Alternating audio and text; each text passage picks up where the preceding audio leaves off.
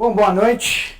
Meu nome é Gilberto Sarfati. Um prazer aqui estar abrindo para essa turma enorme, né? Esse primeira atividade da segunda turma que a gente está promovendo com o IB. E a gente vai discutir hoje a temática de identidade judaica e do começo do sionismo. Na verdade, a gente vai estar, então, no período anterior ao nascimento do Estado de Israel, mas, lógico, a gente vai cruzar isso com assuntos ou tópicos que são importantes hoje em Israel. Bom, essa apresentação eu costumo colocar nos meus slides quando eu dou aula na GV ou eu dou aula em cursos em company, mas ele fala muito pouco sobre quem eu sou, na verdade, né? Está dizendo o que eu fiz, mas está dizendo muito pouco sobre quem eu sou. Ele não está dizendo nada a respeito da minha identidade. Ele não está dizendo como eu me sinto, né, por dentro. Então, eu sou judeu, israelense, brasileiro, e no mordo, okay? Como israelense eu não mordo. Então, a primeira questão que, na verdade, a gente precisa discutir é a questão de quem é judeu, né? Todo mundo aqui é judeu? Quem é judeu? Levanta a mão. Deixa eu ver quantos judeus tem aqui. Caramba, é uma concentração grande aqui de judeus. Muito bem. Só que ainda está dizendo muito pouco a respeito de vocês como judeus. Então eu quero fazer uma outra pergunta e vou tirar vocês da zona de conforto e depois a gente volta para a zona de conforto. Né? Então, eu queria que todo mundo que se identifica como judeu ortodoxo se levante e venha para cá. Quem se identifica como judeu, pode vir. Tem que se levantar. Se você quer a zona de conforto, pode vir. Quem se identifica como judeu ortodoxo, tipo, você que me diga. Eu não preciso definir. Eu estou perguntando, você que me diga. Eu não tenho que explicar o que você é. Você tem que me dizer como é que você sente. Vem pra cá. Não vou falar nada. Tipo, cada um fala como se identifica. Eu vou lá explicar o que é. Depois a gente discute isso. Então os ortodoxos já estão vindo para cá, então eu posso movimentar para o próximo. Agora eu vou agrupar desse lado aqui quem se identifica como religioso nacionalista. Religioso nacionalista, que a gente chama em Israel de Kippah Surugá, pessoal de Bnei Akiva, esse tipo de coisa.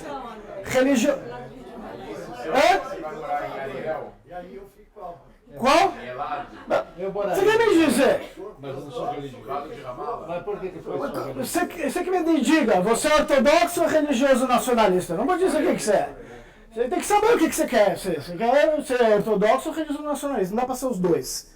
Hein? Não tem nenhum religioso nacionalista aqui? Mas nacionalista sem ser religioso. Calma. Só tem ortodoxo. Quem se sente ortodoxo? Olha só, realmente é um medo de judeu mesmo. Eu faço categoria e o cara continua perguntando, velho. Eu falei a categoria, meu. Você escolhe como é que você se vê ou deixa de se ver. Hein? Não interessa, acabou. Hein? Ortodoxo pra cá, religioso nacionalista pra cá, não tem nenhum. Quem se considera conservador pode vir então para esse lado, já que os nacionalistas não vieram. Conservador agora. Conservador. Quem é da corrente conservadora pode ficar aqui. Deixa eu fugir aqui, imagina que vai vir um monte de conservador.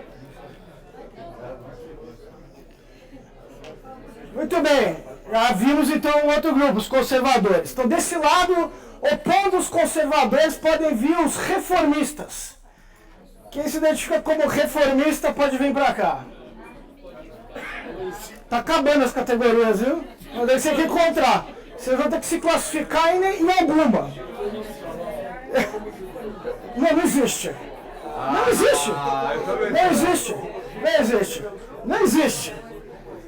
Vai que eu sei, um dos dois lados você tá, cara. Um dos dois. Eu não sei o que é todo esse povo aqui. Eu não sei o que é todo esse povo aqui que ainda não se encontrou, porque eu vou entrar na última categoria aqui. A última é, e eu vou ficar aqui, quem é ateu? Não estou brincando, eu estou falando sério. Quem é ateu? Eu sou ateu. Ateus podem vir para cá. Judeus, ateus, juntem-se a mim. Não tem nenhum ateu aqui? Pô, por favor. Eu não quero ficar. Tá bom. Eu não quero ficar sozinho. Ah, obrigado. E o que é esse meio aqui? Vocês têm que encontrar ou não? Vocês ainda não encontraram a identidade judaica. Acabou? Acabou as categorias. Hein? Bom, então agora como vocês viram que a gente se levantou e eu fiz uma classificação de um monte de categorias, alguns nem se levantaram, então sei lá o que, mas vão se encontrar. E a gente, ao fazer essas categorias, a gente já se tornou de alguma forma diferente no sentido de como se percebe judeu. Mas essa classificação de como você se percebe como judeu nessas categorias é apenas uma, né? Porque judeu é complicado, né? Então, essa é uma divisão, mas tem outra, ok? E agora eu vou começar a fazer essa outra e vocês também podem se movimentar de acordo com isso. Então, eu vou começar com a minha primeiro, ok? Que a minha é o seguinte: quem tem o pai e a mãe que são sefaradim, pode se juntar a mim, que eu sou pai e mãe sefaradi.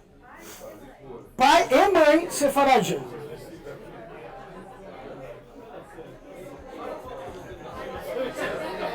Não, senhora. Pensa que a vida é fácil? Cadê? Não tem sefaradi aqui? Deixa eu ver o sefaradim. Aí a gente começa a ver pelo rosto o sefaradim agora. Caindo, não. Pois é. Se eles dizem que os Ashkenazim, que os polacos não tem nada com Israel, a gente tem, entendeu? Dá pra ver na cara que a gente tem 5.777 anos lá. Hein? Muito bem. Então o sefaradim pode ficar aqui. No outro extremo ficam aqueles que tem o pai e a mãe Ashkenazim. Os dois, lá no meio. Pai e a mãe Ashkenazim. Sefaradim, pai e mãe Sefaradim. Pai e mãe Ashkenazim lá na frente. Lá na frente, lá no fundão. Tá ficando difícil de colocar tanta gente lá na frente. Então, eu vou falar. Vou falar. Quem tem ou o pai ou a mãe Ashkenazi e Sefaradi, ou seja, pai Ashkenazi ou Sefaradi, ou a mãe Ashkenazi ou Sefaradi, um dos dois. Segundo alguns, seu casamento é misto, né? Como diz um colega meu na GV, eu sou um afro-ashkenazi, né? Então, pode ficar então aqui no meio aqueles que são de pai ou mãe Ashkenazi e Sefaradi, que já misturou pai e mãe Ashkenazi ou Sefaradi. Muito bem, já ficaram aqui no meio, você tem uma quantidade grande aqui. Agora vocês podem ver aqui quem tem apenas ou o pai ou a mãe Ashkenazi ou Sefaradi, não importa. Então significa que um dos pais originariamente não tinha pai ou mãe Ashkenazi ou Sefaradi. Quem tem só um pai ou a mãe que é Ashkenazi ou Sefaradi? Aqui. Ok. Agora quem se tornou judeu por casamento, por adoção, por o que quiser aqui. Por amor. Faz aqui. Eu votei em você. Obrigada. E eu fiz pós-graduação também. Eu sei, por isso que eu votei.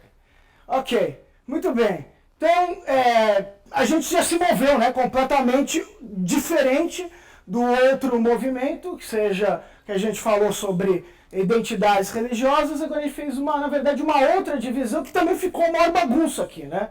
Ou seja, com blocos diferentes do ponto de vista de como a gente se vê, né? Então, por exemplo,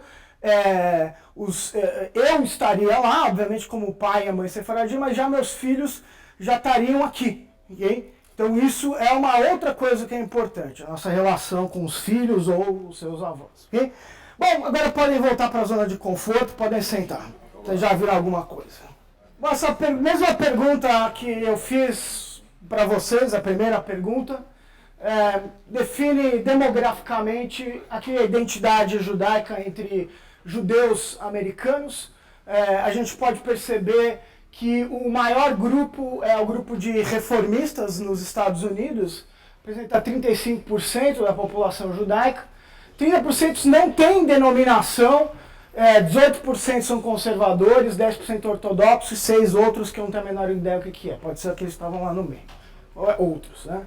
Já esse que eu vou traduzir para vocês é a mesma pergunta, só que é em Israel. Né? E nessa pergunta mesmo que é em Israel, a gente tem os seguintes grupos. Aqui com 31% tem os religiosos que são os nacionalistas religiosos. Né? Aquele que não tinha nenhuma categoria aqui, ninguém se classificou como religioso nacionalista, 31%. 12% religioso liberal moderno. 24% conservador. Conservador religioso. 9% conservador não religioso. Hein? 3% secular. Hein? 4% não falou, não quer dizer. E 11% são ortodoxos. Hein? Então, o que vocês podem perceber, inclusive pela classificação de Israel, desaparece, por exemplo, esse elemento de reformista, que é muito forte, por exemplo, nos Estados Unidos. Existe isso em Israel, hein? E demograficamente. Provavelmente aqui a gente parece uma categoria maior que o conservador, né? Mas é mais fácil você ver em Israel conservadores do que reformista. Reformista realmente é uma raridade em Israel. Ali em cima, está bem lá em cima, 3% de Hiloni? 3% de secular. Né? Esse secular ele também não seria os 30% ali nos Estados Unidos? Não. Pode ser. Sem denominação pode ser talvez que se veja como secular. Talvez seja um problema também de estar sem denominação, porque também não se identifica, não tem uma percepção muito clara do que é o judaísmo para ele. Então, isso inclusive a gente vê com a tendência populacional, esse gráfico de 2013, né, mostra 78% dos judeus que se consideram judeu pela religião e 22% que não tem judeus sem religião, né, que é a minha categoria lá em cima. E essa daqui, a gente vê que na verdade, do ponto de vista populacional, nos Estados Unidos, a tendência é de aumentar a população de judeus que não se identificam com a religião judaica, mas ainda assim se identificam como judeus, né? Por N razões que se identificam com judeus. Então essa é uma tendência inexorável, né, de aumento de judeus nos Estados Unidos que não tem vertente religiosa. E do ponto de vista de distribuição geográfica, como vocês sabem, né, os dois maiores países onde tem judeu é Israel, obviamente, em primeiro lugar. Alguns poucos anos atrás, Israel superou os Estados Unidos. E a tendência, obviamente, é de que o único país onde cresça a população judaica seja em Israel. Né? Isso tem que ser um elemento da nossa reflexão. Ou seja, os Estados Unidos tem cerca de 5 milhões e 75 mil, e Israel já está na faixa lá dos 6 milhões de judeus. A tendência nos Estados Unidos é decrescer, como em qualquer outro país da diáspora. Né? Terceiro país é a França, tem 475 mil judeus, e dá para entender, é muito interessante que o terceiro país, né, que é a França, com 475 mil, é só 10% dos Estados Unidos. Né? Então, obviamente que daí em diante, todos os outros lugares, como o próprio caso aqui no Brasil, que a gente é 100, 120 mil talvez, a gente é uma fração absolutamente minúscula da população brasileira, nós judeus aqui. A Argentina tem uma percentagem maior de judeus em relação à população, estão lá na faixa lá de 190 mil judeus. Em percentagem da população argentina, eles são um pouco mais significativos, bem mais, na verdade, que nós aqui no Brasil. Né? E aí outros países com um número reduzido de judeus, por exemplo, Chile tem 20 mil judeus, e a gente vai ver países que têm uma representação bastante pequena de judeus. É verdade que per capita a população judaica é mais rica? Não tem uma avaliação desse globo aqui inteiro, entendeu? Mas aí a gente teria que excluir da análise Israel e descobrir isso nos outros países. Ou a gente conta Israel? Sei, é uma pergunta, né? Então, não sei, não tem nenhuma pesquisa que eu conheça a respeito disso. Okay? Bom, então vocês veem que, na verdade, parte da percepção do que é ser judeu na diáspora é muito diferente da percepção do que significa ser judeu e quem é judeu em Israel. Então, isso é parte de um processo histórico muito ligado ao pós-criação do Estado de Israel.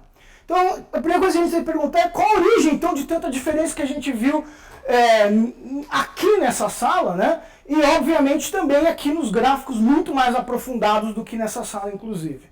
Então, a origem disso remete a Ascalá. Por quê? Antes desse movimento chamado Ascalá, todos os judeus eram judeus religiosos, não existia nenhuma diferenciação entre qualquer grupo de judeu.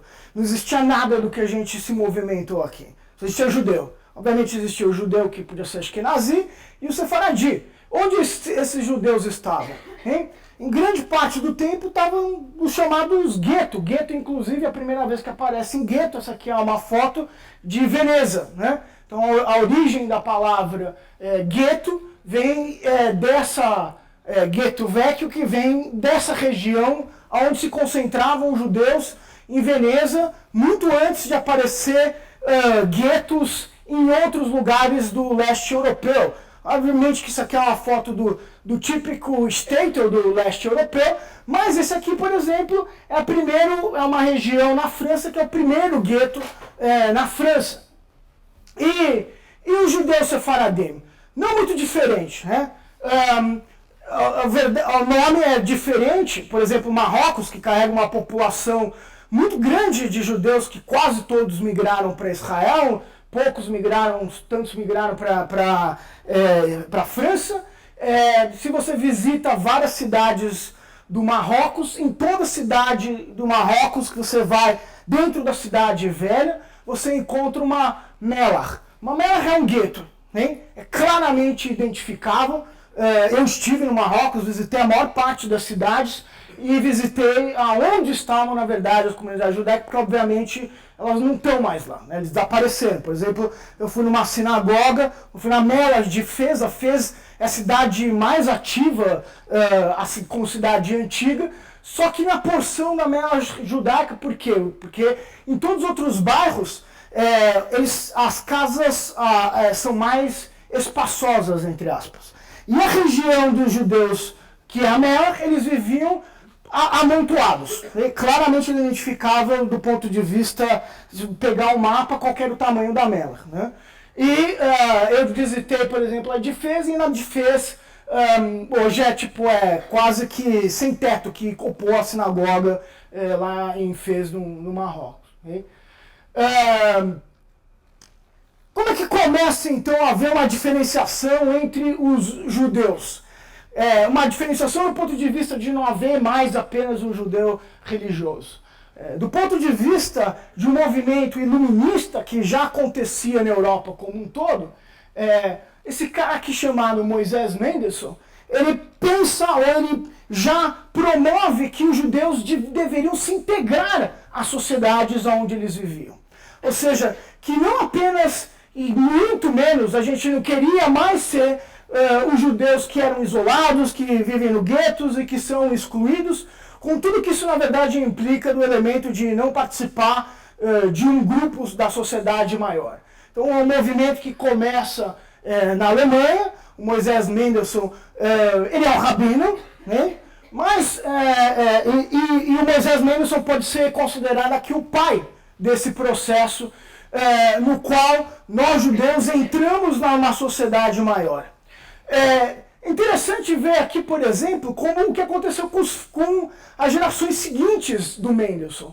O filho do Mendelssohn, que é Abraham Mendelssohn, ele virou um banqueiro na Alemanha. E para fazer parte da sociedade alemã, ele se converteu ao protestantismo, né? Então, o movimento que o Mendelssohn fez, o Moisés, já se combinou no Abraham Mendelssohn, já se tornando, por conversão, um protestante. E você pode procurar na internet, você vai ver o túmulo dele, ele está enterrado como protestante. O Felix Mendelssohn, que é um compositor, famoso compositor Mendelssohn, a maior parte das pessoas não conhecem o Moisés, conhece o Mendelssohn pelas suas composições.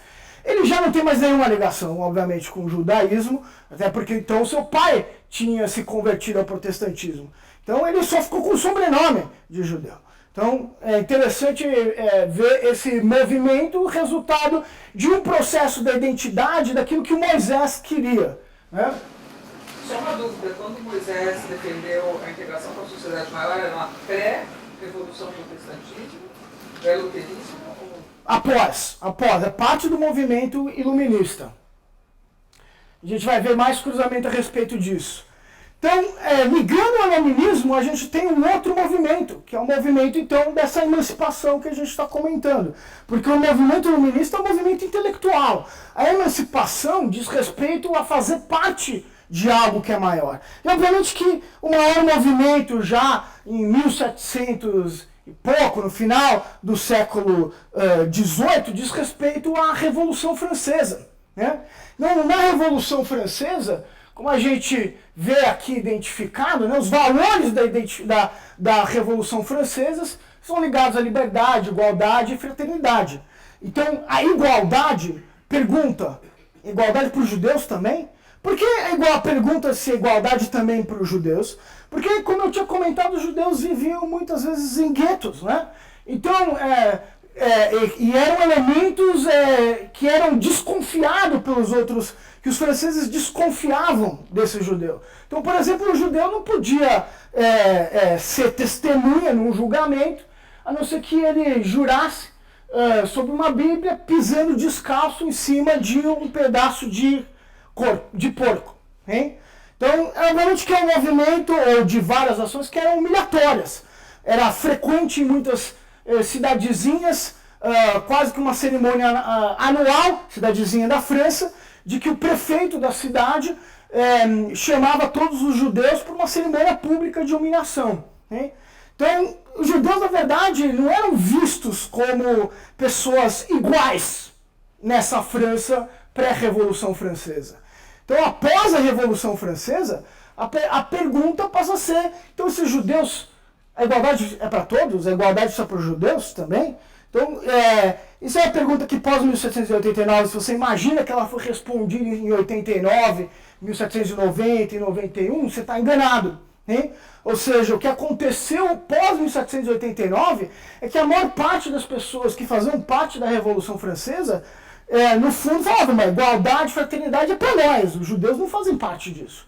Lógico que dentro daqueles revolucionários começou a haver uma discussão, não, que a igualdade deveria ser para todos. Então isso faz parte de um turbilhão, para quem conhece a história, do turbilhão que acontece após a Revolução Francesa. Okay?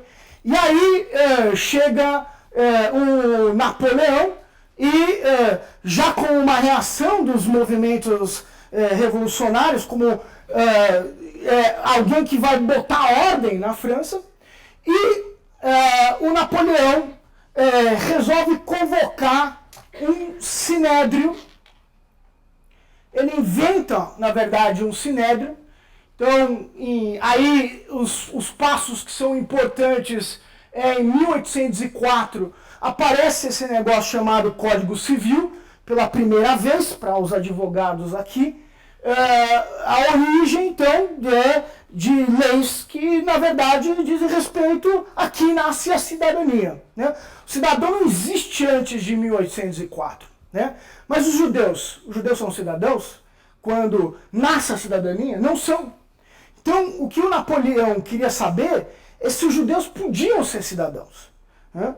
E para isso, ele resolveu convocar um grande grupo de judeus, sábios, etc., vindo de todas as regiões da França, e compôs o seu próprio sinédrio. Como havia o sinédrio bíblico, agora vai ter o sinédrio napoleônico, né? Com 111 sábios que vão então responder algumas perguntas do Napoleão.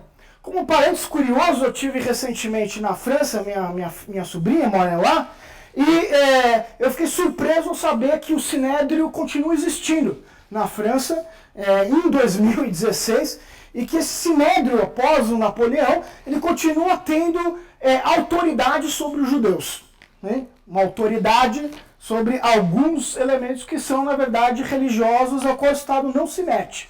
Ele pergunta para o Sinédrio decidir, uma coisa muito particular da França, né? Não tinha a menor ideia que isso existia. Então agora eu vou fazer algumas perguntas para vocês, vou passar aqui essas perguntas. Deixa eu fazer uma pergunta. A origem do gueto, o gueto foi criado por judeus para se separarem ou pela sociedade que é superior? Parece que a tua pergunta é duas faces da mesma moeda, né? Mas quem provocou? Não, tipo, não dá pra falar assim, o que é o ovo a galinha. No momento que eu tô vivendo, eu tô vivendo nessas regiões, principalmente, você tem que lembrar num período anterior, no feudalismo, né?